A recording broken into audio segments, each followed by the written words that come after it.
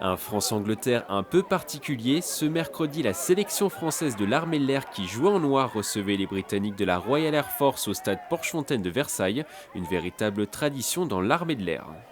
C'est un match qui avait repris en 1945 à l'issue de la Seconde Guerre mondiale et nous avons depuis 3 ou 4 ans essayé de remettre ça au goût du jour afin que nos relations avec nos amis britanniques soient améliorées et qu'on améliore par là même notre niveau de rugby. Au total, ils étaient plus d'une centaine de spectateurs à garnir les travées du stade de Porchefontaine. Certains étaient plus célèbres que d'autres. Ce sont deux équipes nationales, donc forcément on a tous envie de voir un crunch, même si c'est un crunch armée de l'air, on a toujours envie de voir une confrontation France-Angleterre. Et encore, je le répète, le cadre est très sympa, il y a du monde et ça vaut le coup parce que les joueurs ne trichent pas sur le terrain et le niveau est sympa. Ce match n'avait d'amical que le nom, les contacts étaient rugueux et la tension était palpable des deux côtés. Après avoir tenu en échec les Anglais pendant plus de 70 minutes, le 15 français a craqué à 2 minutes de la fin du match avec 2 essais concédés coup sur coup. Score final 20-6.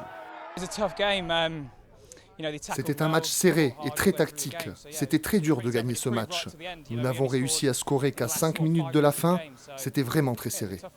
On a manqué de concrétiser dans un moment fort et après eux par contre tous leurs moments forts que ce soit en première mi-temps ou en deuxième ils ont marqué, ils viennent 2 fois en deuxième mi-temps, ils marquent 2 essais et pareil en première mi-temps ils scorent au pied donc voilà c'est la dure loi du sport et du rugby surtout. C'était vraiment super et bon, il y a eu un peu d'engagement, c'était bien aussi. La sélection française de l'armée de l'air et les Britanniques de la Royal Air Force devraient se retrouver en octobre en Angleterre pour la Coupe du monde de rugby militaire.